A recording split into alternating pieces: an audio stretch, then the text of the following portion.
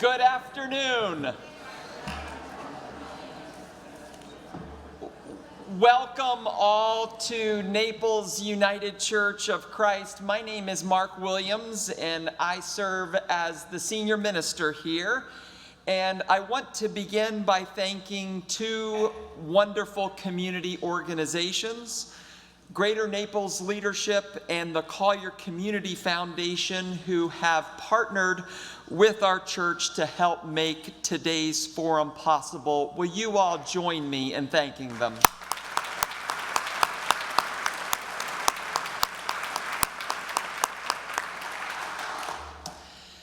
No, we cannot stop hurricanes, but we can change how we prepare and respond as individuals and as a community to help build our environmental and community resilience. My faith teaches me that as the pastor of a church that is in and for the community, I must take very seriously what the Apostle Paul referred to as the common good. It is in that spirit of collectively working toward the common good that I welcome Donna Messer, who is president of Greater Naples Leadership.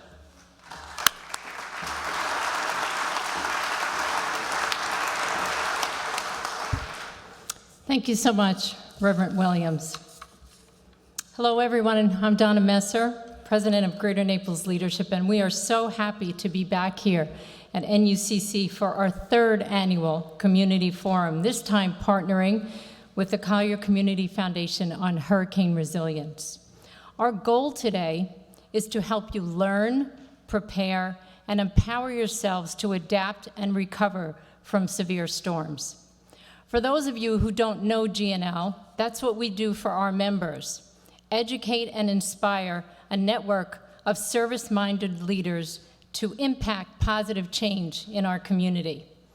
GNL is a nonpartisan, nonprofit organization. Since the mid-1990s, we have been educating our members on the needs in Collier County through an in-depth master's program, as well as connecting them to nonprofit and civic volunteer opportunities. We also make a meaningful difference on important issues in Collier County through forums like these. For me, recent hurricanes have not only caused physical damage to our property, but a growing dread to future storms. We hope that you leave this event with some practical information on how we can be stronger and more prepared to face whatever Mother Nature sends our way. Now I'd like to introduce our moderator, Eileen Connolly Kiesler, who has been president and CEO of the Collier Community Foundation since 2013, where she oversees the foundation's mission and addresses community needs by providing leadership and coordination through grant-making and fund development.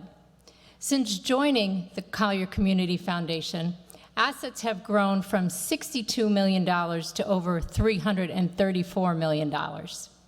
The Collier Community Foundation, founded in 1995, is now celebrating its 40th anniversary. They manage over 900 funds, collaborate with hundreds of nonprofits, and have given over $362 million to transform lives, providing grants for housing, environmental resiliency, human services, education, the arts, healthcare, and disaster relief.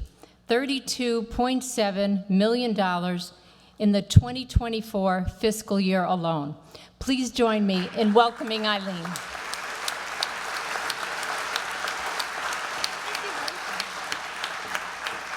Hello, everyone. Thank you so much for joining us today. I'm Eileen Connolly Kiesler, and we think this is a really important day talking about hurricane resilience.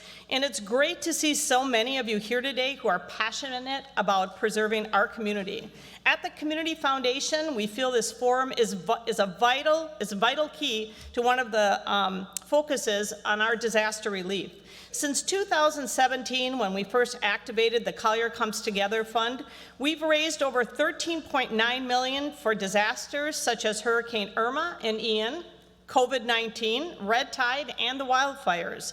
The Collier Community Foundation is taking a leadership role in building future resiliency by spearheading the elevation of homes and replacing manufactured homes lost to storm damage or destruction by Hurricane Ian in Everglades City, Chokoloskee, Plantation Island, and in River Park.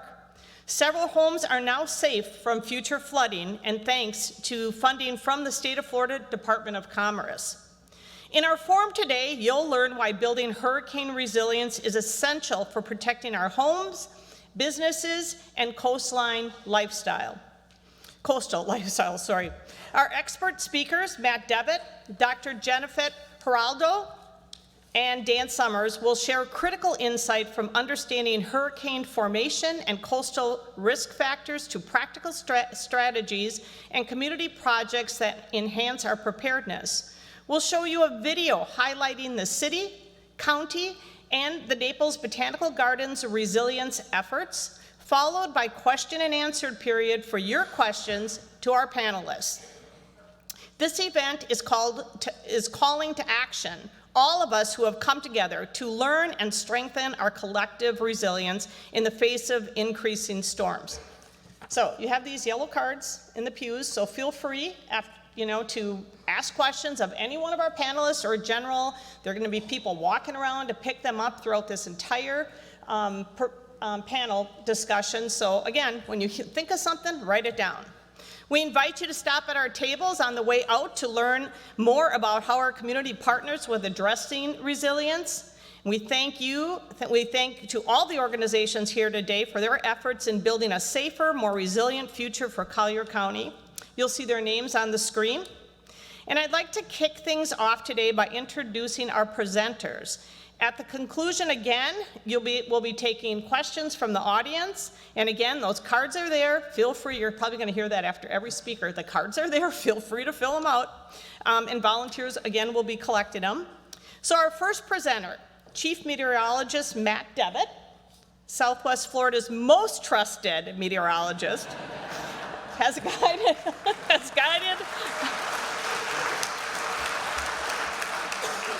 He has guided our community through hurricanes like Irma and Ian with calm and factual reporting. And I watch him, and he's always like, just stay calm, be prepared, and stay calm. The Florida native and Penn State graduate, Matt began his career in Tornado Alley before joining Wink News in 2016. Now heading the Weather Authority Department, he mentors a team of meteorologists and actively serves the community through outreach programs. Driven by a long life passion for meteorology, Matt's goals will always be to look out for his viewers the same way he looks out for his own family. So please welcome Matt Devitt.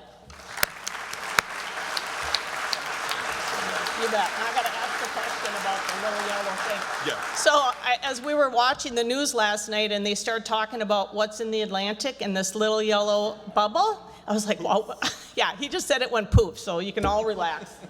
Thank you so much. Thank you. Yeah, I saw that develop yesterday. I said, come on, man, it's March. Like, enough of that. Thank you so much for having me, and I really appreciate it. One of the main goals here that I'm going to talk about over the next 15 to 20 minutes is how we can better prepare for years to come. And yes, I was the guy that you probably saw too much of last year during 3 storm surge events from Debbie, Helene, and Milton. But why I am so encouraged to see everybody right now is you guys are doing the right thing. The time to prepare for storms is not as it's approaching. The time to do it is on sunny, beautiful days well ahead of tropical systems. So the fact of where we live, I wish I could change this, but I can't. We have been hit with storms in the past, and it is inevitable that we will continue to be hit. If you don't believe me, let me show you this first graphic.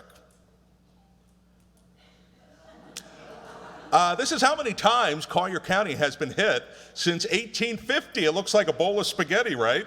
These are all the tracks. The various colors are the intensities: tropical storm, Cat 1, 2, 3, 4, and 5. Now let's kind of filter out the tropical storms and let's get to our biggest storms that we've had in Collier County history. Next graphic.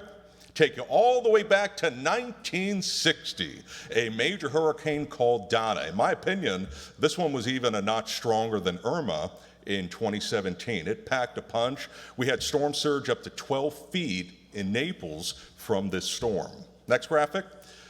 Now, what's amazing is we went through a stretch from 1960 to 2004, 44 years without a major hurricane landfall. Now, that doesn't mean that we didn't get brushed from significant storms. And granted, we avoided Cat 5 Hurricane Andrew, the core of it, but I still had wind gusts well over 100 miles an hour in southern areas of coastal Collier County. So that was Andrew. Now we're going to fast forward all the way to Wilma. Can you believe, for those who have been here for 20 years, Wilma was 20 years ago. 2005, and this one was huge. It was fast moving, Category 3, Cape Romano. Here's some more specifics on our next graphic of what Wilma did in southwest Florida. Landfall intensity 120. I did have a storm surge of 8 feet in Collier County. Highest gust was 135 miles an hour for Marco Island as well as Everglades City, and this storm was hauling it. Fast moving, 23 miles an hour. For a reference here, Ian was moving at about 9 to 10 miles an hour. So Wilma was twice as fast. Next graphic. Now we're going to take you to, just to kind of put in perspective how big Wilma was, these are the wind fields of Charley, smallest, Ian, Irma, and then Wilma. And for those in the back, the yellow is tropical storm force wind, the red is hurricane force wind. So Wilma, she was a big one. I think that's the only time you can ever say that with tropical systems, but it was a big storm. And I want to show you the next one coming up with Irma. In 2017, I had people that were without power for upwards of 2 to 3 weeks around Golden Gate Estates all the way towards Lehigh Acres. Thankfully, Irma did not slam us as at its maximum intensity as a Category 5, but still those impacts were felt along our coast. Next graphic. Believe it or not, we have never had a Category 5 made landfall in southwest Florida. We've never had that. Now, I know what you're thinking, but Ian was not a Cat 5 at landfall. Now, Ian was a Category 5 offshore, and what happened was the pressure started to go up. There was some slight weakening, but the problem is Ian still possessed Category 5 characteristics as it made landfall. So the upper Cat 4, it's just really a technicality. Doesn't matter if it's a Cat 4 or 5, it made a significant catastrophic impact on our community. Now, we've had 2 Category 5s get close to our coast, and the most impactful and strongest hurricane to ever impact the United States, it was back in 1935. We call it the Labor Day hurricane, decimated the Keys, got close to Marco Island, and you can see that reflected on the bottom hand portion of your screen. So we have never technically had a Cat 5 at landfall, but boy, Ian sure got close, and it was a storm that we'll never forget. Next graphic. So oftentimes what will happen is, there's so many impacts from hurricanes, both before, during, and after. And this has happened over the past couple of weeks and the months. Now, thankfully, we have seen improvement as of late, but in a nutshell, what happens is, and I'll use last year as an example, we had a very active rainy season. Then we had rain from Debbie, Helene, and Milton. So all that water caused what was happening inland, fertilizers from farming, all that stuff got washed into the Gulf, and that served as breeding ground for red tide. We had that after this past hurricane season, and guess what happened in 2018 after we had Irma? It happened again. So it's not a coincidence. Long story short, these wet tropical systems, excess rainfall and flooding flushes out the nutrients that serve as the breeding ground for red tide into the Gulf of Mexico. Next graphic. So how do we create hurricanes and where do they come from? Well, the answer, as we know, it's Africa. Now, we know that tropical waves oftentimes will come from Africa, but why? What's with Africa? Why does it come from there? Well, let me kind of talk about the basics. So the reason why it occurs in Africa has to do with a battle of dry air as well as humid air, as well as differences in temperature. Next graphic. Consequently, a jet stream will start to develop with this contrast in temperature and humidity. Then from there, next graphic, you will start to have wobbles in this jet stream. And what that can lead to is converging air. Well, when the air converges, can't go down into the ground, so it lifts, cools, condenses, and starts to form thunderstorms. Next graphic. So that will start to consolidate into a tropical wave as it leaves Africa and heads into the Atlantic, where, as we know, depending on the time of the year, next graphic, the warm waters will start to allow an area of lower pressure to form and become better organized. And we know what happens after that with our next graphic. You will start to see a tropical depression, tropical storm, or yes, even a hurricane develop. Now, from there, and this is, I can't stress enough, I don't think sometimes we realize how much our weather is dominated by this, our next graphic. It's called the Bermuda High, Dome of High Pressure. This oftentimes will steer tropical systems. When it is weak, when that high is weak, that is oftentimes when you will see hurricanes curve north in the Atlantic. That's what we like. We don't like when it's stronger. And for example, Irma is a byproduct of when we had a high that was stronger. It caused Irma to go more west. And oftentimes, when we have that stronger high, we are more susceptible to hurricane landfalls. Do you guys remember, it was not this past rainy season, but it was the rainy season before that was particularly dry in Naples? What happened was that high was weaker.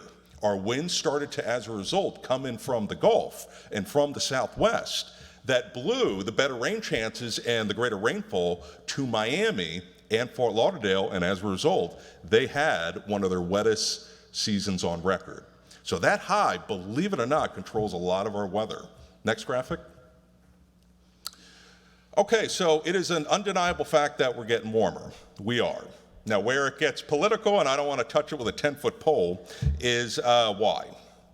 So I'm just here to talk about the stats of that we are getting warmer. We are. In the water, the land. Here's a look at the past 100 years, and the Atlantic is getting warmer. Here's a look geographically with our next graphic, and you can see that across the world. In the Pacific, the Atlantic, the Indian Ocean, as well as the Pacific. Now, one of the things I don't want you to necessarily get misled by is that, yes, warmer water temperatures in theory mean that you're going to have more power and energy for stronger storms and more storms. But that's not the only thing that makes hurricanes. You have to have this, I call it imperfect harmony of, do we have Saharan dust? Do we have dry air and do we have rising air? You know, warm waters are just one piece of the puzzle. You got to factor in the other elements. So when we oftentimes have storms like Ian or Andrew, you have all of those from the checklist marked. There are times where the Gulf is piping hot, but if I have high wind shear and dry air, it doesn't matter if the water temperatures are 200 degrees, that system is not going to develop into a powerful storm. So water temperatures are just a part of hurricane formation. Next graphic. Okay, so for a show of hands, here in this beautiful room, is this your first hurricane season? With a show of hands. We had, wow. Normally when I do that in hurricane talks, like half of the hands come up. We have a few. So wind shear. Wind shear is a big element of tropical systems. And I'll show you what we don't want and what we do want. The example on the left is what we don't want. That is a low shear environment. Shear is basically winds that increase as you go up in the atmosphere. We like that, tropical systems don't. So an example of Hurricane Ian is what we have on the left. Low wind shear, the storms were allowed to consolidate near the core, and it, as a result, got powerful. What we want is the example on the right, a high wind shear environment. You see how it kind of causes the storm to tip over? That allows for not as good a vertical alignment, and that will weaken, if not shred, storms apart. So high wind shear is what we want. We don't want low wind shear. Next graphic. Who's ever heard of El Nino and La Nina? So, no offense to La Nina, we don't like her. Here's the reason why. We like El Nino during hurricane season.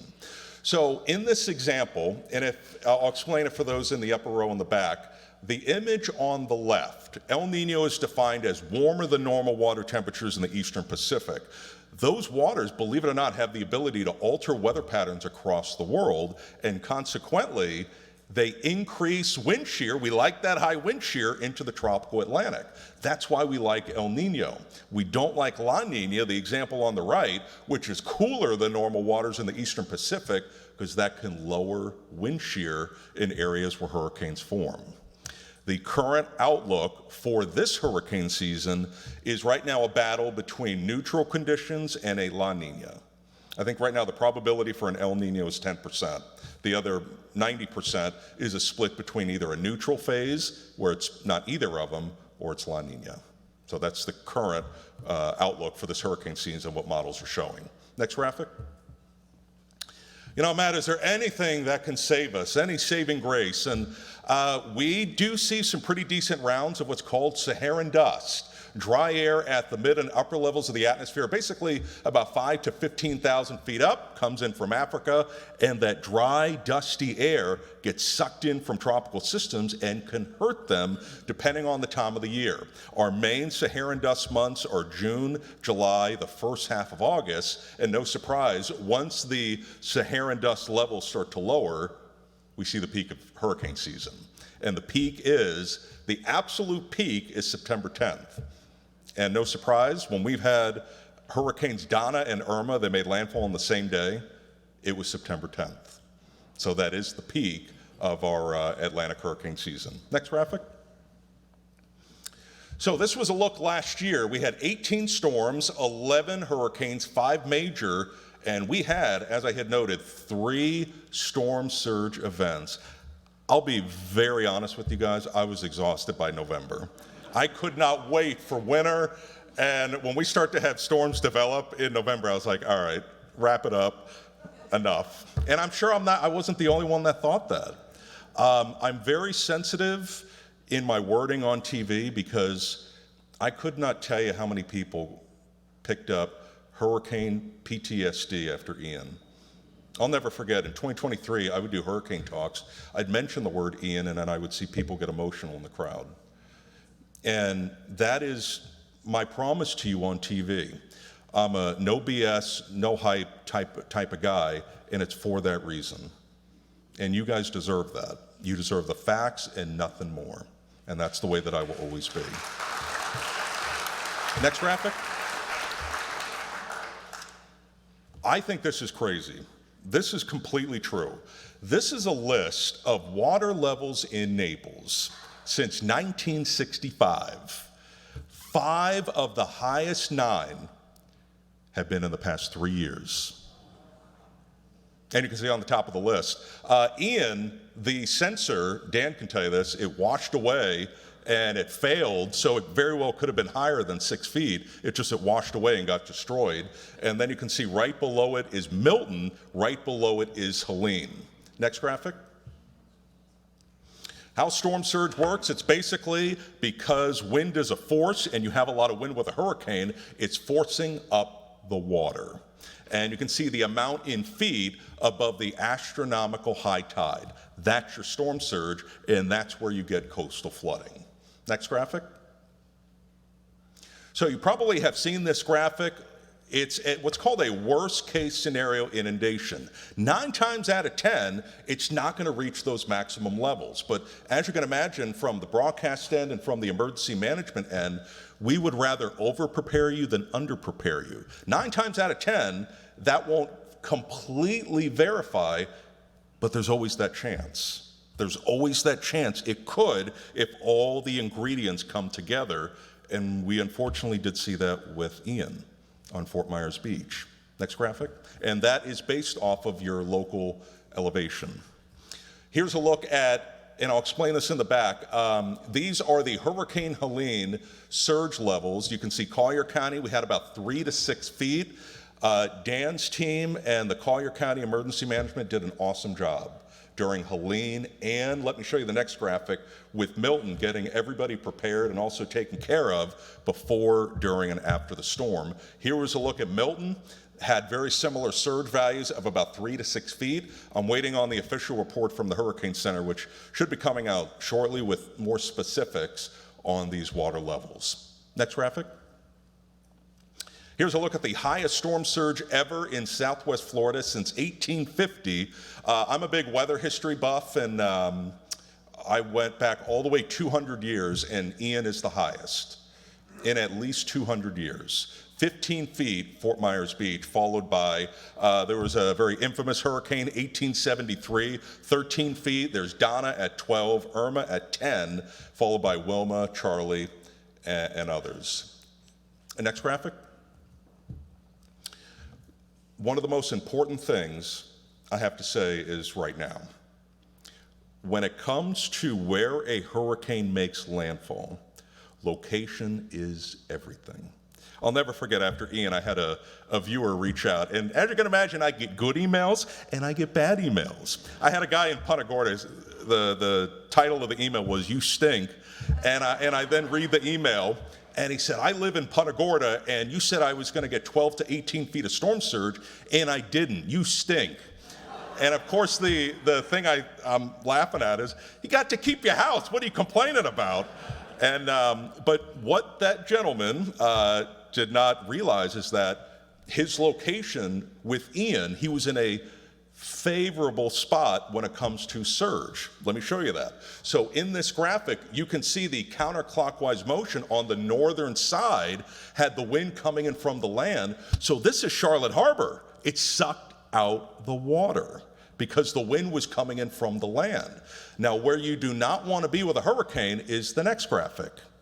You do not want to be on the southern half, because in the northern hemisphere, counterclockwise motion. So you have 150 miles an hour of wind forcing up the water. And that's why we had the surge like we did with Ian. This is the radar imagery from our Doppler at the time, making landfall across Lee County. Next graphic. And I'm sure you probably have seen this. It's a before and after of Ian. There is Fort Myers Beach near the Lani Kai. Before, look at the palm trees on the left, followed by after, and that is why, and you can see it picked up actually that building and moved it across the street. That is the raw power of storm surge and why we take it so seriously. Next graphic. For those who were here during Irma, I cannot stress enough how lucky we got. Even despite everything that we went through, there was a time where Irma was supposed to make landfall around Sanibel Captiva, and it didn't. At the last minute, it shifted 25 to 30 miles east. Remember the positioning in reference to the eye. If you're on the southern or eastern side, you're going to see that surge. So in this graphic, the hypothetical, if it made landfall on Sanibel, that image on the left, you can see the red and the yellow, that surge of anywhere between 3 to 6 feet, 6 to 9, and even 9 to 12 in the red.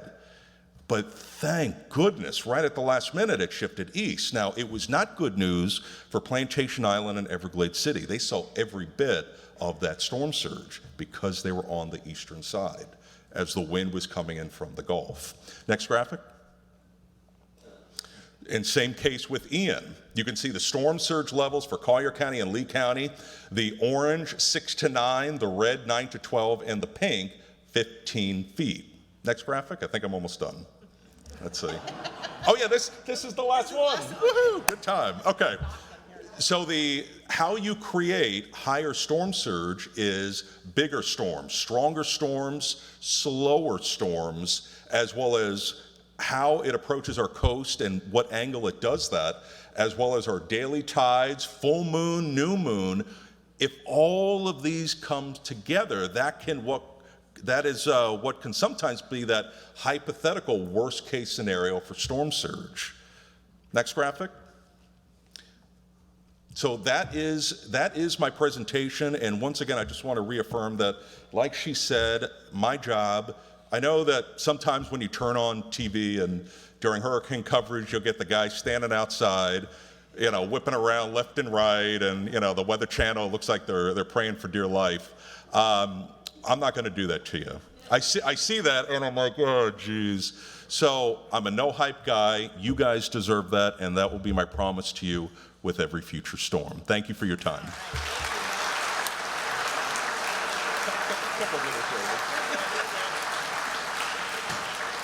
Thank you, Matt, and special thanks to Wink News for letting you be with us today, because you're probably not making it back for the 5 o'clock. I'll be on at 7. All right. So next we have our next presenter. Oh, and again, I'm supposed to tell you, if you have questions for Matt, write them down, and they'll pick them up. Our next presenter is Dr. Jennifer Jurado, Chief Resilience Officer and Deputy Director of the Resilient Environment Department in Broward County. Dr. Jurado leads climate resilience and environmental planning for Broward County, future conditions, infrastructure resilience, shoreline protection, and clean energy initiatives.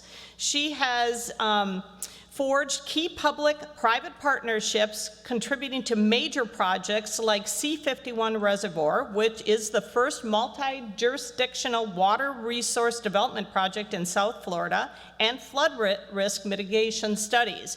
Recently, she completed the Broward County-wide Resilience Plan, securing broad support and economic benefits.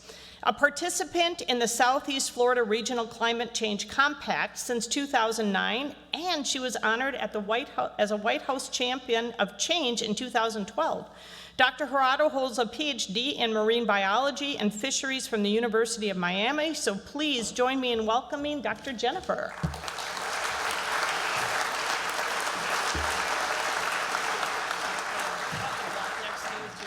No problem. All right, well, this is real difficult because I do not have the same voice at all or the camera present, so next time I choose a different order. But it is my pleasure to provide support for today's conversation. Very different presentation. I could talk about the technical components, perhaps not as deeply, but I'm going to bring it up and talk more about resilience planning, what it looks like across many of our communities as we're all confronted with an increase in especially flood risk, hurricane winds, and so forth too. But I'm not going to be talking so much about hurricane winds, but rather the flood component. So next slide, please. So I was asked to begin with just a little bit in the way of the overall landscape, and I'm sure it's no surprise to anyone. I mean, across the globe, we're all dealing with more intense systems. I mean, there's probably not a community that hasn't had an experience of some kind. And when we look at issues of flood, it's a whole wide range of scales. I mean, in the Netherlands, they've been planning for extreme, water conditions and surge for some time, 1 in 1,000-year storms. Yet the Thames Barrier in London, they're looking at upgrading that structure currently, planning for sea level rise. City of San Francisco a decade ago undertook a major risk initiative looking at how they could go about increasing this large seawall around the city and what would be required to do that and as a function of sea level rise. We have the Hampton Roads area and the military bases that have been struggling with the types of inundation and exposure of community and assets, and they've got a very extensive landscape level resilience investments that they're working on, protecting infrastructure, creating space for water and storage, protecting against high tide surge and the like. Next slide, please. Boston Harbor, we're going to be heading up there in a couple of weeks to learn more about their resilience efforts. All of our communities are trying to learn as much as we can from one another, trying to accelerate the pace of planning, bring engineering and innovation to the investments that we need. And Boston's another community where they've been working on waterfront resilience for some time, protecting existing infrastructure, buffering that edge between the urban environment and the water. Lots of what we call green features and living shorelines features that are part of the overall strategy, I think, moving forward these days, is creating, again, more of a buffer, but also trying to create a softer barrier to the type of environment in which we live. We're a little bit more sensitive to the resilience benefits that green infrastructure actually produce for us, as opposed to standard like seawalls. And you'll see some examples of that in a moment. Next slide, please. Some of what we do with regards to resilience is very much a function of where we live and the type of hazard that we're dealing with. And clearly you all are having a lot of conversation about storm surge. And in fact, there are estimates that you've got in the Collier County region, 6 and 9, or cities that are ranked number 6 and number 9 with regards to overall surge exposure, because you have such a broad, shallow coastal shelf that allows these storms to move in, the water volume to build up. You've got bays, inlets, water bodies that create funnels that allow that water to move further inland.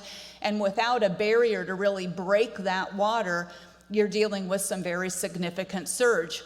As opposed to the East Coast where I am, where we clearly worry about storm surge as well, and it's a terrible compounding factor when you're looking at flood risk. But we also have a narrower shelf, we have a break in which we move very quickly from deep water to shallow. We've got the reefs, and so we don't see the same exposure associated with the strength and impact of surge that you can have on the West Coast. Other things that create exposures: did you build on wetlands? Are we depriving our shorelines of sediment in some way? Are we subject to subsidence? What kind of geology do we have underneath us? All of those things will come into play. You have questions about the overall integrity of foundations. Lots of exploration of how much will some of the evolving climate conditions be compounded by the way that we built, where we built, and then the density and the cost of the infrastructure in the region in which we live. Next slide, please. So with some of that in mind, we're also seeing a lot happen in Southeast Florida with regards to resilience investments, and we've seen the exposure over the last 10 and 15 years, perhaps not with the same level of intensity of hurricane as of late, not that we don't have our own experience there, but very regular, impactful flooding associated with tide, yes, with storm surge, also with extreme rainfall events. And I don't know if you've had the same experience, but you probably heard, in Fort Lauderdale, we had a 26-inch rainfall event, 12 hours with 3 and 5 feet of flooding outside of hurricane season, a storm that arrived in just a matter of hours. 14 months later, we had another rainfall event with 2 feet of flooding that drowned neighborhoods. And then just a couple months after that, also in the winter month, we had another major flood event on Broward Boulevard just this last year. So we've had 3 major flood events outside any tropical storm in less than 2 years, in addition to the major intense storms that are occurring every 3 years or thereabout as well. So we have projects taking place. Here's one. I want you to actually go back a slide, please. Jose Marti Park. This is in the city of Miami. It's a major green infrastructure project looking, again, how can you create space along your waterfront, create storage opportunities for water, help buffer the impacts between your waterway, your urban environment, still have this be a public place. This reflects a design standard called Waterfront Edge Design Guidelines. It is a prudent guideline to use when you have development on the waterfront, and I think you'll hear more and more about this making its way into its investments down here. We see it up in New York, Boston area as well. Next slide, please. We have another area of advancement is simply raising infrastructure. This was happening out of necessity initially, not out of wise planning, but simply you have your stormwater pumps that are needed for a flood, underwater generators not working, can't move the water. You had major roadways into Miami Beach, couldn't move a vehicle at high tide, and this would be reliably the condition for days a week every month in the summer or in the fall. Raising of seawalls. This was happening in the course of a development project, and tractors are sitting in water as high tide flooding was coming up. So these things were all happening sporadically. Next slide, please.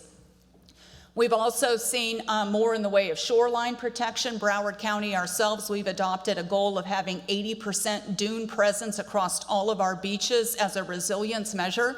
Prior to Tropical Storm Sandy, we couldn't get a dune built for the life of us. The community was so opposed because it would obstruct views. Today, it's built into every one of our beach projects. We won't build a beach unless we're able to put the dune in place. We also have more happening in the way of innovative design features, such as the Sea Hive features that were designed by the University of Miami here, are being produced by a company called OnePrint. We've got cool concrete, low carbon concrete, all kinds of reef modules that are starting to be deployed and being tested for their habitat value and their ability to reduce wave energy and provide shoreline protection. Next slide, please. We also have, I want to provide here an event that occurred that is now probably our first example of really pulling back from the shoreline. And this was following Tropical Storm Sandy, where we didn't have a direct impact, but we had a lot of beach erosion.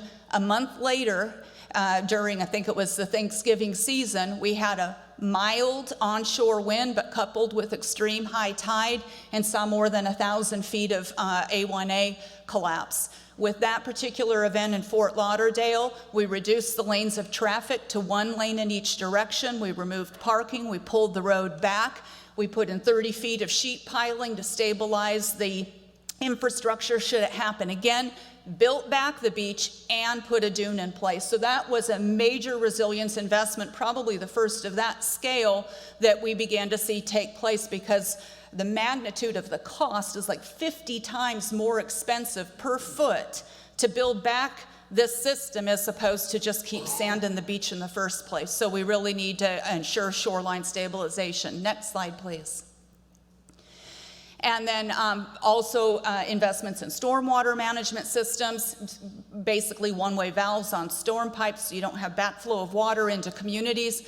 But the picture on the right is a good one. This is from the community of Oakland Park, where they lived on a waterway, would see a lot of propagation of storm surge up the river and into the canal network, with a lot of flooding, repeat flooding into these back homes. What they did was get a FEMA grant, put a storm surge barrier on the waterway, coupled it with a pump, so you can stop the wave propagation. You can actively pump water when the water levels are otherwise so high that you wouldn't be able to drain, and they created a wetland on the back area, so green infrastructure buffer coupled with a hard infrastructure project. Next slide, please. So those are the one-off projects, but we also knew we needed to be much more strategic and deliberative in terms of thinking about how we plan for infrastructure, and we began to build future condition requirements into every aspect of design and permitting for infrastructure in our community. We did a lot of modeling. We accounted for the rise of sea level in land use maps, where we look at every land use decision under the lens of sea level rise. We updated the requirements for drainage and water management systems to account for 3 feet of sea level rise and how it affects our groundwater table. Today, every project has to be designed in accordance with that new future conditions map. It carries planning conditions through the year 2070. We've updated requirements for seawalls. We have a minimum requirement. I won't get into the details of what it is, but it accounts for 2 feet of sea level rise, it accounts for storm surge, it accounts for king tide, and it ensures flood protection through 2050 under the conditions that I've described. And we created a future conditions 100-year flood map that exceeds FEMA requirements, accounting for rainfall intensification for a 100-year storm, king tides, sea level rise, and groundwater table levels. And so now we build higher than those conditions. We stay ahead of what FEMA's modeling, we get discounts on our flood insurance, and we avoid the flood losses. Next slide, please. A lot of that took place through good work and collaboration, but was also strongly supported by our business community. And I want to acknowledge that that was a difficult conversation perhaps to get started, but when we started seeing regular impacts, it was undeniable we had to talk about economics and the cost of inaction opposed to building for resilience.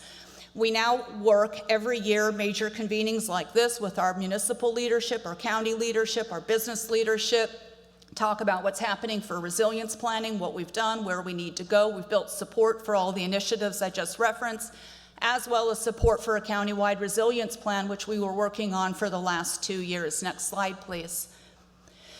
This plan was developed by the scope of work that the business community asked for. They said, give us a plan with metrics, show us what it does for flood protection, but show us what it does for economic return, and that'll be a plan that we'll be able to vote for or support and fund.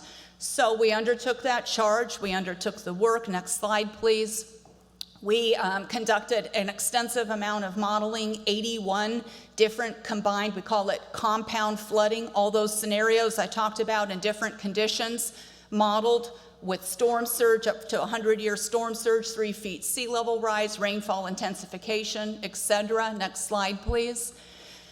We built that into an adaptation plan that looked at all types of infrastructure that could be deployed to address the flood risk. So this is surface water storage, underground storage, changing our canals, more pumps, improved culverts, building up our seawalls, and a collective of investments across all of Broward County.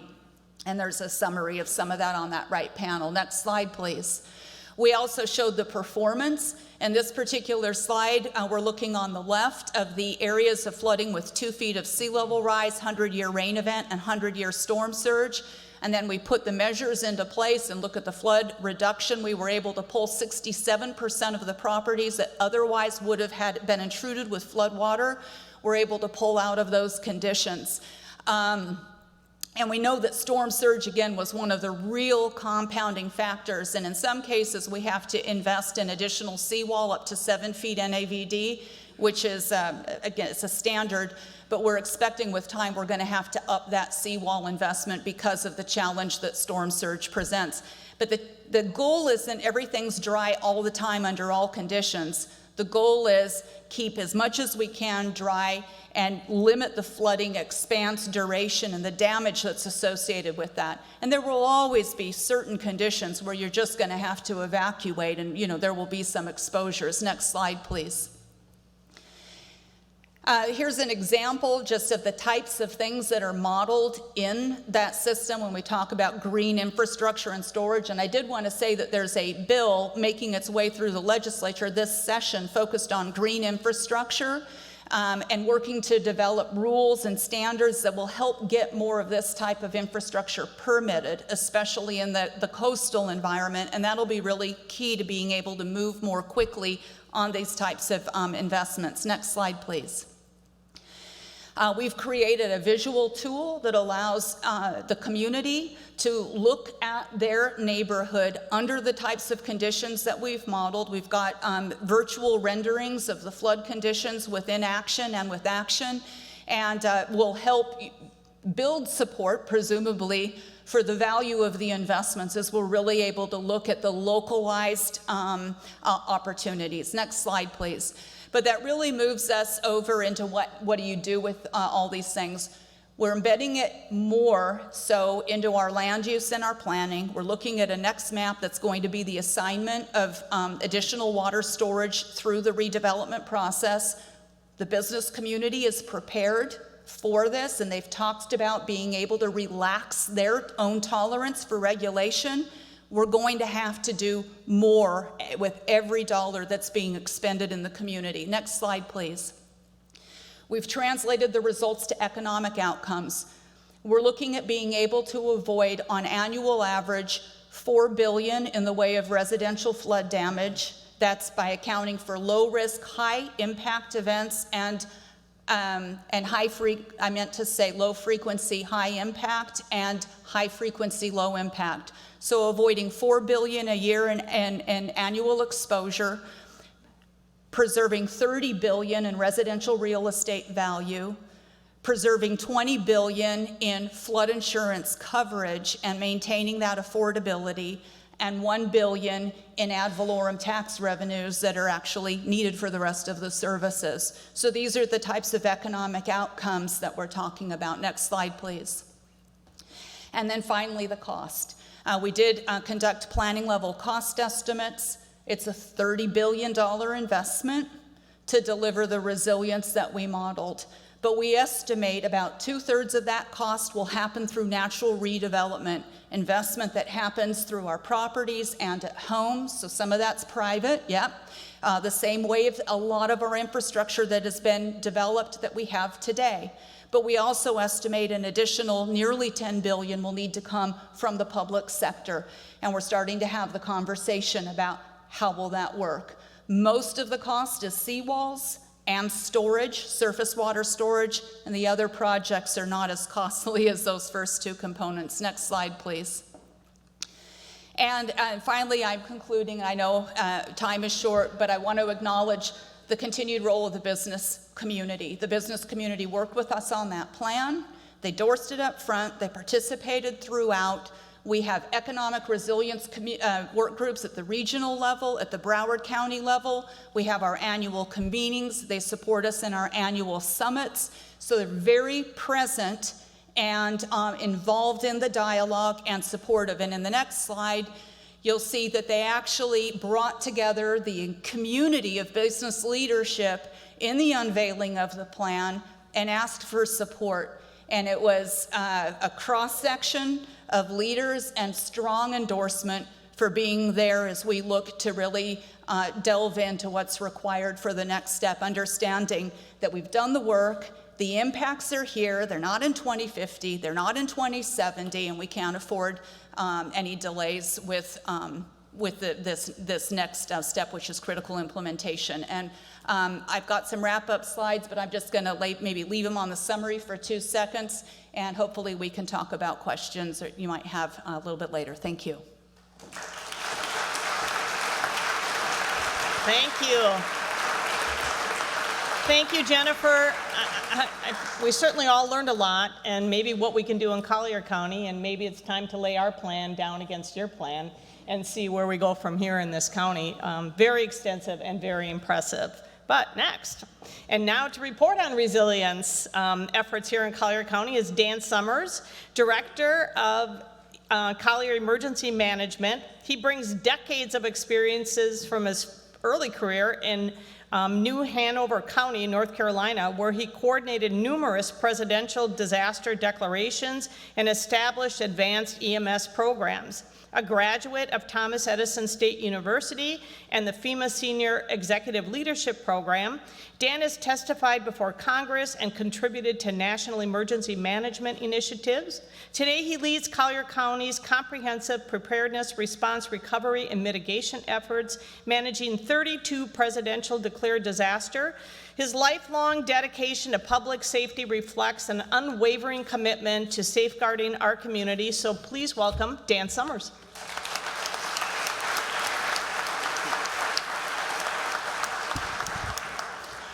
Good afternoon. You saw a lot of big numbers today, and let me put some of these things in perspective with my teammates here. First of all, in this disaster response and recovery, these are critical team players. The entire community, the nonprofit community, the public safety partners, and the local government, and you. We're all partners in this response and recovery. And certainly we are partners in what we call mitigation, which is our aspect of resiliency and emergency management. And we've talked about construction, we've talked about meteorology, but let me just share with you how bad this is hitting our pocketbook. And that's not to take away from the care and the compassion that we have for our fellow residents in Collier County. The Carnegie Endowment Foundation today released some pretty interesting numbers about disaster cost from 2003 to 2025. Let me rattle off just the top 5 for you. In that period of time, what has been spent in disasters by state. Puerto Rico, $58 billion. Louisiana, $46 billion. New York, $28 billion. Not to be outdone, Florida, $27 billion, and Texas, $21 billion. So guess what? We've got to do better.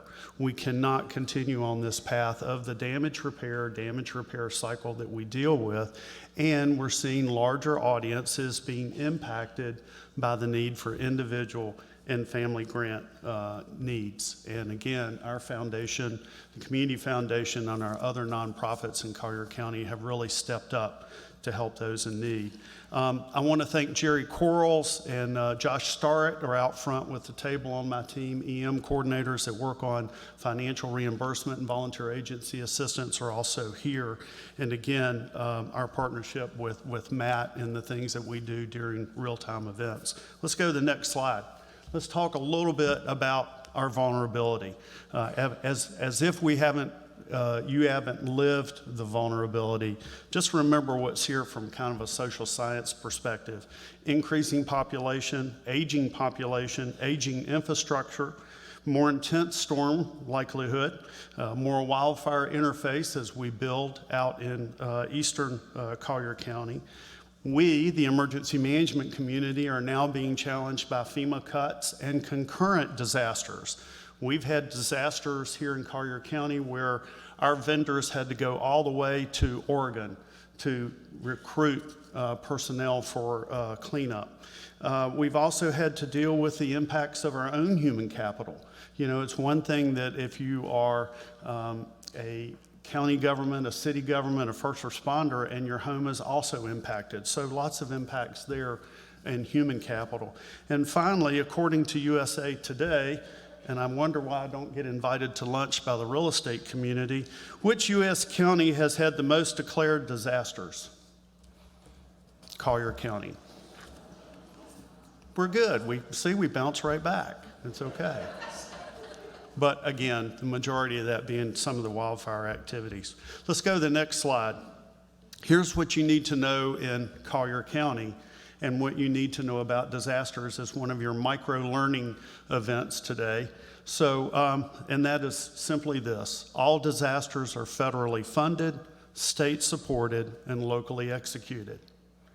Now, repeat after me. All disasters are federally funded, state-supported, and locally executed. And you're part of that local execution. We've also heard a lot of challenges and a lot of kind of left hooks and right punches on FEMA. And the FEMA Overhaul Initiative, which is unfortunately a little scary, but we can always do better, so I'll leave it at that. But we do expect more of the financial load to come to the state and local level in the future. We expect more impacts and demands for more services on our nonprofit community who are helping those in need. We also suspect a reduction in the money in the post-disaster mitigation funding. Now, these things that we try to, there's a set aside by FEMA to provide certain amount of money to local government to recover from the storm and mitigate from future disasters, break the damage repair cycle. We expect less of that money, and what does that mean? We've got to do it. And finally, fiscally constrained counties are even going to be in a more tough situation. Let's go to the next slide. In my world, what I plan to do as your county emergency manager, my job is to make sure that I'm doing everything I can to prevent loss of life. These partners are also committed to that effort. We want to find those opportunities within infrastructure to, again, reduce the impact of services. We've had to have situations where we said, hey, look, stop running the washing machine immediately after the storm. Would you all stop doing laundry immediately after the storm? Okay, just give it a day. Let's get our water and sewer systems back up, an opportunity to catch up. And I am being serious about that. But we're also looking at things like we could buy more generators. We have over 1,000 lift stations in Collier County. But at what point is that the proper investment? You, as a ratepayer, can't afford for me to buy 1,000 generators and maintain them. But we have a tiered and triaged approach to that. And finally, my other job during times of disaster is to avoid waste and duplication of effort, which is why we have the county's Emergency Operations Center with 56 agencies come together, and my job is to orchestrate that response and that recovery. Next slide, please. What does resiliency mean to us? First of all, any of you had a home repair project lately and you had to pull a permit? Okay.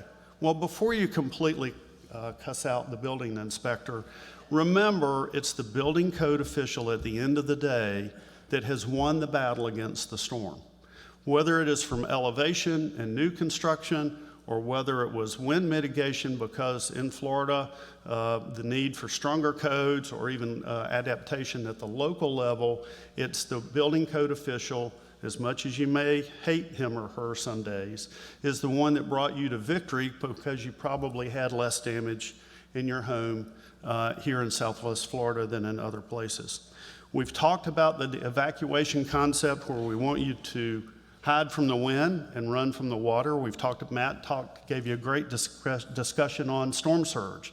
A cubic yard of seawater weighs over a ton, okay? So you think about that much force, the scouring power that that ton has, then this is why in our evacuations discussions, we want you to hide from the wind and run from the water. Our shallow Gulf waters are problematic, our less protection from natural barriers, and tidal flow dependency. We all know if you were a Naples resident, we had to wait on a couple of tide cycles to get that water out. That's not going to go away, and I'm not sure that we could pump all of that out. Next slide. Part of our resiliency is our ability to do the emergency management work and to cooperate and quickly build a very large new business process. Great partnerships with the Florida Division of Emergency Management. A 37-page bill just cleared committee this morning that has got some unbelievable new challenges for local government related to emergency management readiness if it passes. Our ability to get help, our ability to do contracting, to get those disaster supplies in here and address the health, safety, welfare, communications, and commerce. I grew up in a family of small business, so I have an appreciation for the small business impacts during these storms. But our job, I'm feeding you information, I'm giving you strategy, I'm working with utilities to try to get Collier County back to pre-disaster condition just as quick as we can with minimal loss of life and property. Next slide. Everything that we work for or work under as a local government emergency manager is basically under an umbrella of FEMA guidance. The Stafford Act, all 380 some pages that tells us how we're going to respond and recover and financially address those concerns. We're good at that. We know how to do it. Other counties that have not practiced or are not invested in their EM program, again, when they get hit with a major storm, they really struggle. But what we've done, much like the resiliency efforts here, is that we've tried very hard to meet those requirements so that we can get you flood insurance discounts, so that we can not have damage to infrastructure, so that we can get state-driven flexible funding, so that we can kind of get these projects moving. Unfortunately, a lot of the post-disaster funding that we get from mitigation, and we're looking at about, from last hurricanes right now, I think Collier County has about $11 million obligation, or $11 million pot to draw projects from, okay, which is a possibility. But the rules and regs are so tight, it will take about 30 months for that to be approved by FEMA, and by that time, the cost of inflation has killed the project. Next slide, please. Some success stories in infrastructure. With over 1,000 lift stations that I've mentioned, we're continue to increase the appropriate investment in generators. We also use commercial pumping trucks to keep those wastewater well storage systems where they need to be, that level. We also are investing in more elevated pump controls, and we lost a lot of pump controls during these last couple of storms from saltwater infiltration. Traffic operations, I just finished a grant project with them. We will now have 100 portable generators for intersections, okay? We want to get those intersections back on regular signals. We've had too many injuries. Unfortunately, we had a fatality last year from a dark intersection, and we're working very hard to protect those items. Finally, a Category 5 rated continuity of government center. Basically, our emergency operations center is Category 5 rated. So is our data center, and so is our 911 center. We've improved the resiliency of our public safety communications. We have over 2,800 public safety users on our radio network in order to keep them mobile and operational. How many of you subscribe to Alert Collier? Getting your mass notifications. Hey, that's pretty good. Good. A little plug for that. By the way, we're not the ones that wake you up at 2 o'clock in the morning, just for the record. Okay. That's the National Weather Service. You'll have to get used to that, and or certainly we don't mind if it's an Amber Alert. And finally, human capital. We invest in training. We know the process. We know the rules. We know the regs. And we've got a very supportive Board of County Commissioners and great partners with the municipalities that let our team go to work when we need to do it. Next slide. The good and the bad. I skipped one. Additional measures, thank you. Certainly contracting, as I mentioned, to get more contractors lined up. We've supported Everglades City with the new wastewater project. As well as our Emergency Operations Center now has a Category 5 logistics warehouse. So most of our supplies and equipment would come from the closest depot, and a very small one at that is Orlando, and after that things came from Atlanta. We're a long way away from Atlanta. So I have a nice little stockpile, thanks to partners. I have a nice little stockpile of items that I can get out to Collier County for immediate needs. Commodities, et cetera. Next slide. The good and the bad of the resiliency, as I've mentioned. All of these disasters typically are a 75%, 25% cost share. And that is also the case in some of our resiliency programs on my side of the FEMA house, okay? There are a lot of sides of the FEMA funding cycle, but on my side, typically they're 75%, 25%. Do we always have, do any jurisdictions happen to have a multi-million-dollar kitty set aside for mitigation? That's a problem. And sometimes we have it, sometimes we can take it out of operational funds, sometimes we can't. Our post-disaster mitigation cycle, as I've mentioned, over about 30-month period, only about 70% of those projects fail because of the cost of materials.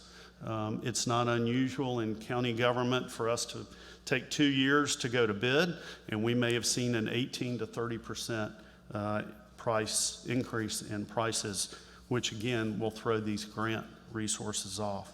And finally, all of our resilience efforts are on our radar every day, and every member of our team, municipalities, et cetera, are working to address mitigation in our emergency management world in one fashion or another. And again, it's going to take time. We didn't get to this situation overnight. It's going to take local input. It's going to take a lot of work. And in some cases, it may even take away some of the aesthetics that we're used to. But most likely, and these folks have proven it, it's going to be well worth the investment. Last slide. Check us out at collierem.org. I've got a ton of resources on there for individual and family preparedness, business preparedness, and some mitigation strategies that you can do at home. And please sign up for Alert Collier so we can make sure that we stay in touch with you. When Matt starts turning things red, I can blame that on you now, Matt. When Matt starts turning those graphics red, you know that you're going to get a call from us. Thank you very much.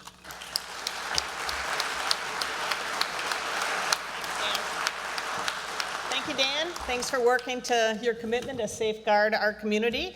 And we're going to focus just for a little bit on some local projects yet before we get started with the panel. We want to show you a video featuring Dr. Carrie Schumann, Climate Resilience Advisor at the Conservancy of Southwest Florida, Natalie Harmon, Natural Resource Manager at the City of Naples, who will highlight resiliency efforts, and Chad Washburn, who's the Vice President of Conservation at the Naples Botanical Garden, who will discuss beach dune restoration projects funded with $325,000 from the Community Foundation. And again, get your questions ready. I think they have quite a few, so let's do the video and then we'll be back with questions.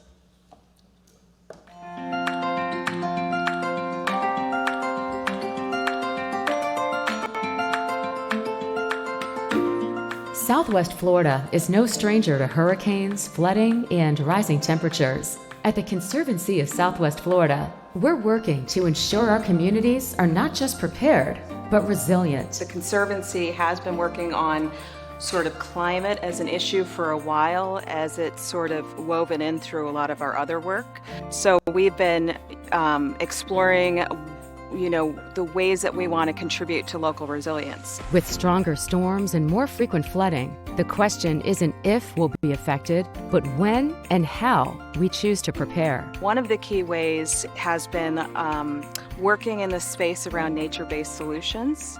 We know that ecological systems, they're really integral to our quality of life. They're also really integral to our protection from a lot of these impacts, including flooding and heat and whatnot. There are some instances where hard infrastructure makes sense, but there are a lot of trade-offs with hard infrastructure. The integrity of our dune systems for nesting, so for our sea turtle nesting, for our shorebird nesting, even impacts on water quality, the ability of beaches to do what beaches need to do in a natural setting. Naples is leading the way, having completed a vulnerability assessment and an adaptation plan that highlights nature-based solutions.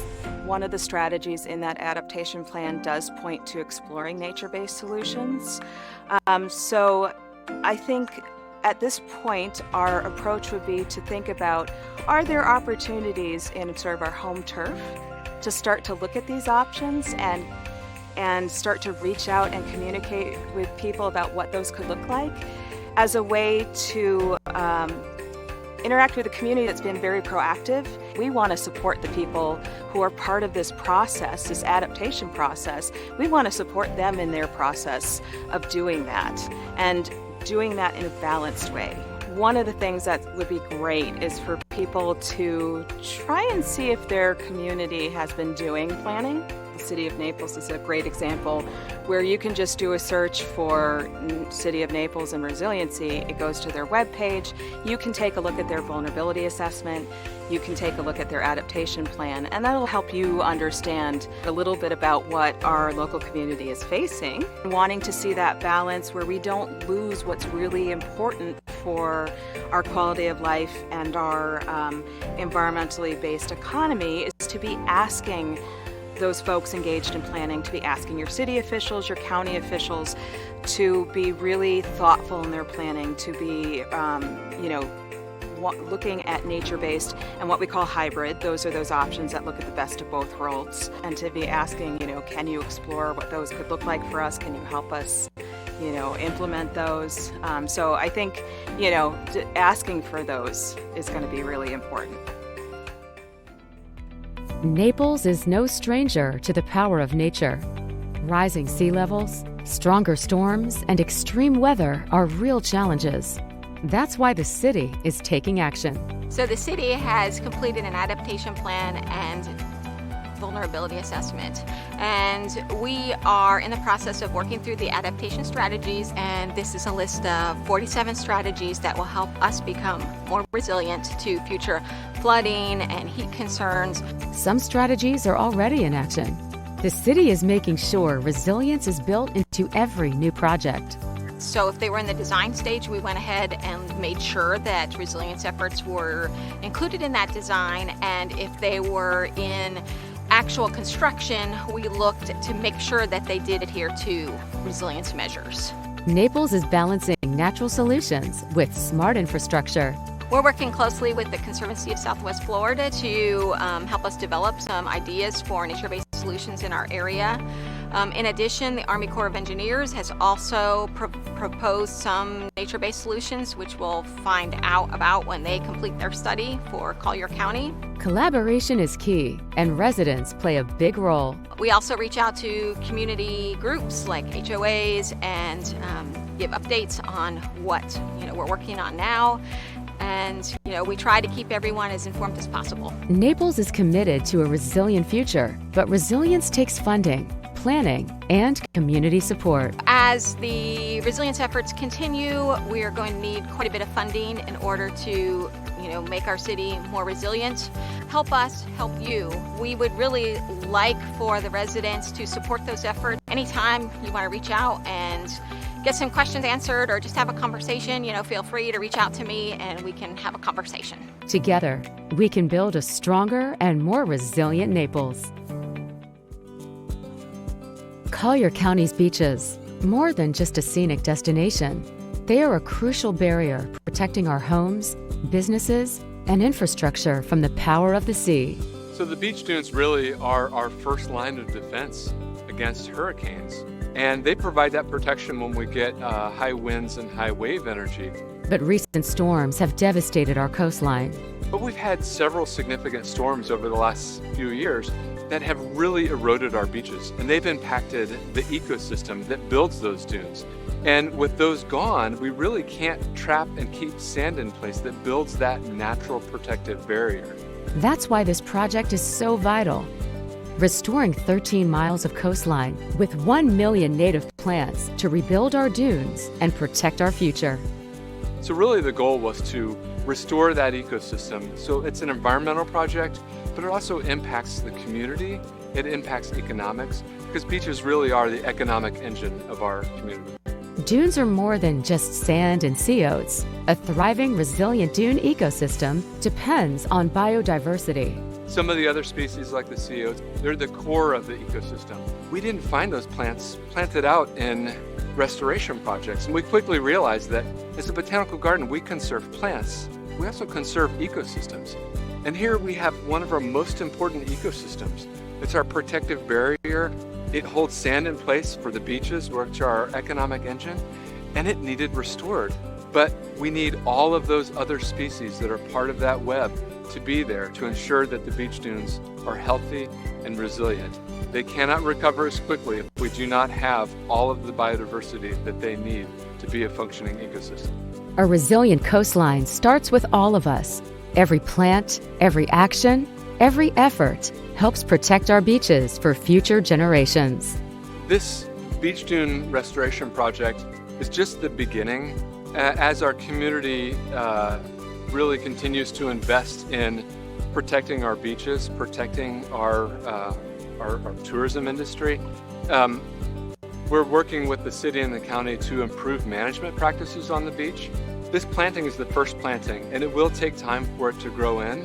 We really need that support from the entire community to ensure that we do this appropriately. The other thing that people can do is, when you come out on the beach, don't put your beach chairs in the dunes and don't walk in the dunes.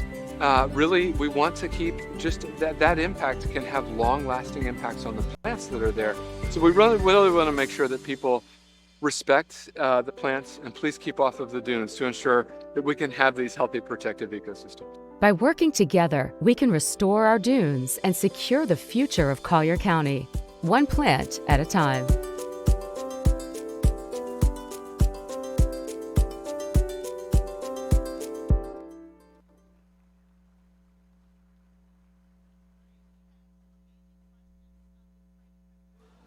And hopefully we can get at some of them.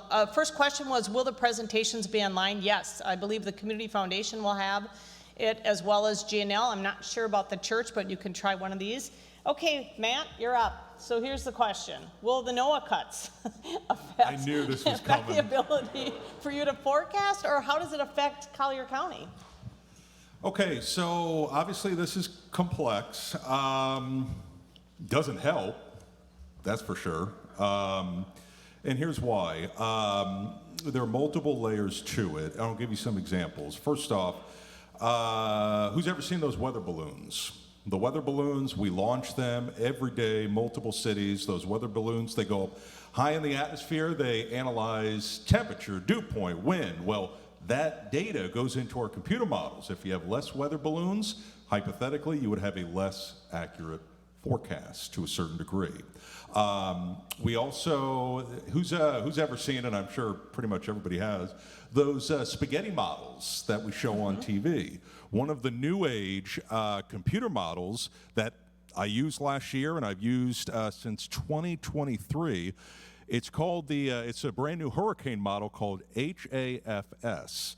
One of the gentlemen that was part of developing that hurricane model was laid off. I wish, he's not a person that we need to lay off. He's brilliant, he's great at tropical weather.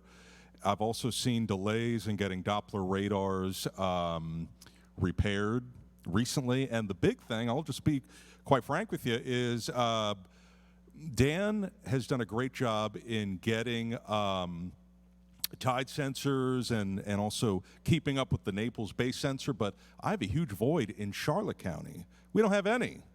So when we were having a storm surge event with Helene and Milton, I'm flying blind because I don't have a tide sensor to see if are the water levels going up or down. I contacted Rick Scott and Byron Donalds, and we actually had that process flowing with NOAA a few months ago before the cuts. Now, do I think that we're going to put that in? I don't know, but we need it. So that's just a few of the examples, and I could go on and give you more details, but in a nutshell, it doesn't help us. I talked to the National Weather Service on Friday. They are overworked, understaffed, and they need help, and it's not what they needed. We're paying very close attention. Is that on, We're- Dan? Yeah. We're paying very close attention to the fact we learned today that our wildfire meteorology, which is a secondary subspecialty, if you will, that gives us our forecasting for first responders during wildfire interface, we've been told that has been dramatically cut. So we don't know what our wildfire weather resources are going to be going into the spring fire season. Thanks. So Jennifer, did you consider property insurance when you did your plan? Our consideration of property insurance was limited to the flood. We didn't Just look flood at, insurance? yeah, we did not look at windstorm. Okay. And then Dan, how do you work with the city of Naples and the initiatives that they're doing? And just kind of in general, when it's gonna hit our county, I know county emergency management kind of takes the lead. How does that all work together? Well, again, I can't stress enough the partnership.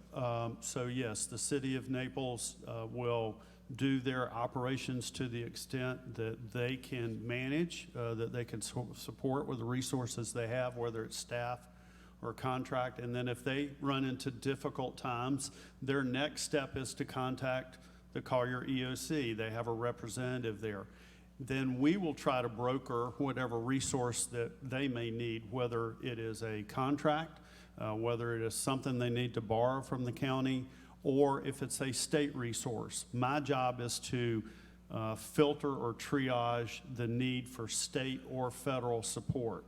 So if I need something, let's say I need 15 highway patrolmen to help support the city of Naples, that request comes to me, I validate that request, it goes to the State Emergency Operations Center, and the state fulfills that mission at the state expense.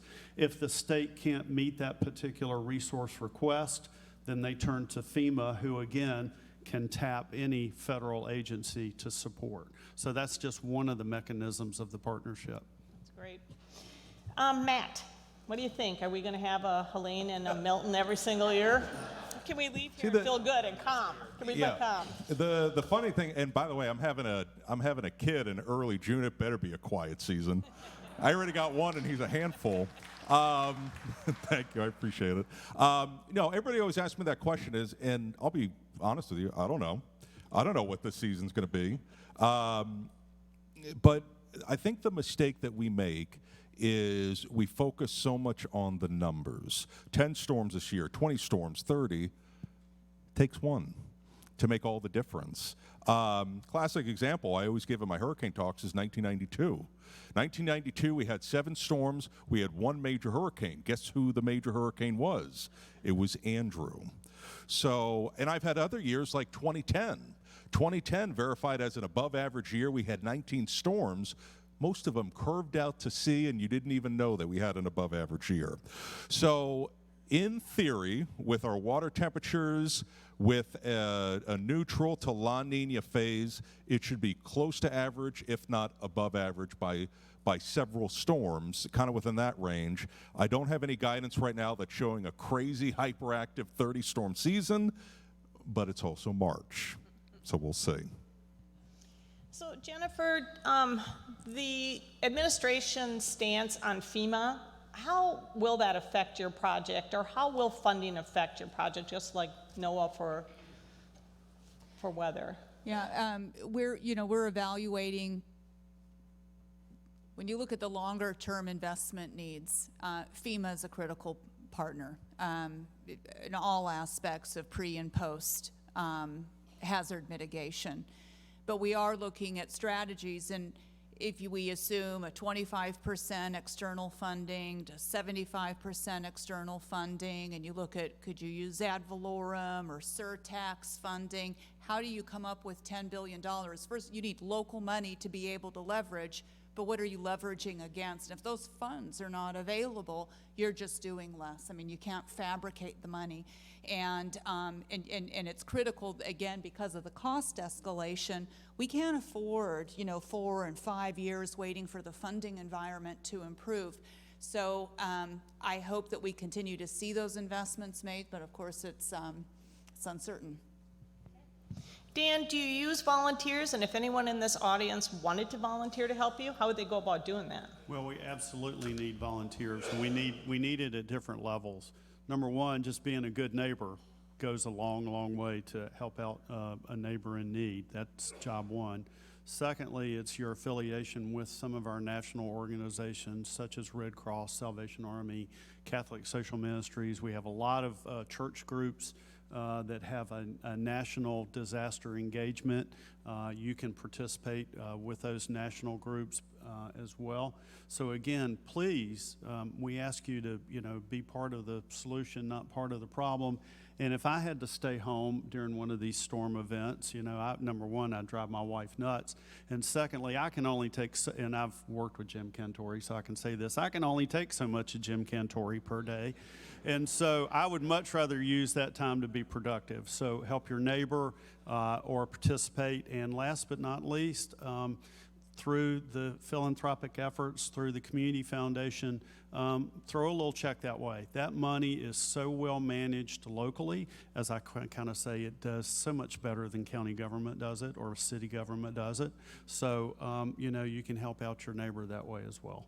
Quick thing, bro. To reinforce what he said, an example is, and he's right on the money, help your neighbors. And I experienced that during Ian. I was slammed in the office. I couldn't even get home to put up my own shutters at my house for my wife, and she's pregnant at the time. So I had, believe it or not, I had a local church came by and put up my own shutters on my house. So help each other out. We're all in it together.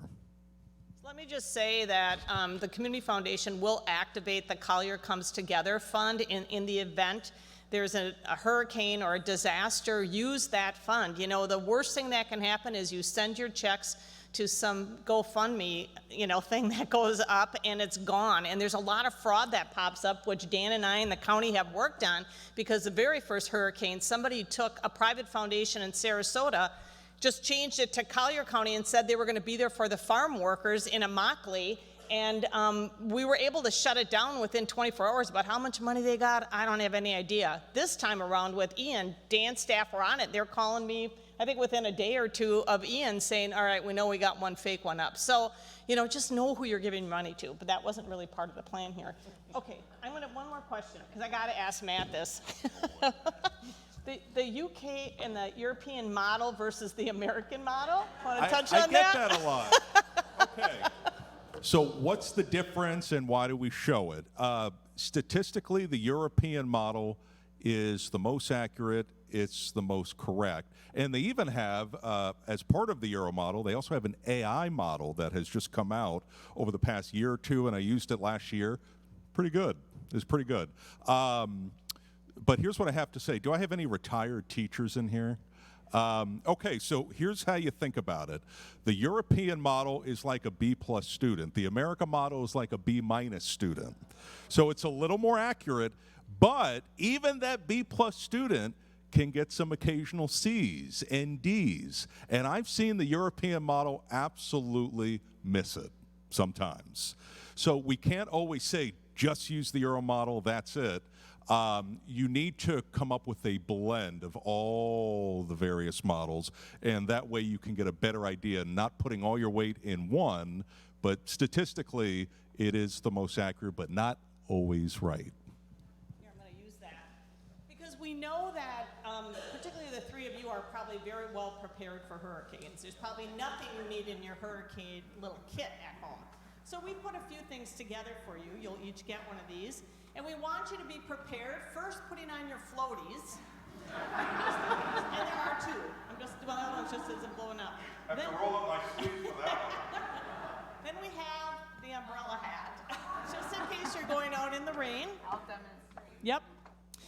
And then we have, you know, the basic, have to have a little mug with a little flashlight because you got to have that. And then we have the very important thing, and that is the hurricane survival wine that you can get yourself to, and you get to drink it out of a G&L glass. Yes? And then you have the Collier County Post-its for making all your little notes to family, friends, and whoever else while you're sitting home drinking your wine with your floaties. And the very last thing, because why wouldn't you have chocolate to go with your wine? So there you go. You guys are set for your hurricanes. I want to thank you so much. It was amazing, all of your projects, and we're excited. We're going to take a serious look at Broward and see how that benches with Collier and how we can make that work. And thank you, Matt. We'll be watching you through the hurricane season. So we weren't going to let you get away. So Eileen's a little different. She has hurricane survival bourbon. You have walkie-talkies to get a hold of your staff. Oh, walkie-talkies to get my staff. That is excellent. And Wisconsin cheese. Oh, thank you. Thank you so much. And we hope it was helpful in your programs. In your programs, we do have all the legislative, nonprofit tables on your way out, but in your program, you have all of your local elected officials. You can contact them. You know, we have to come together as a community to make any of the things happen like Jennifer's doing in Broward. So thank you so much for being here. Appreciate it.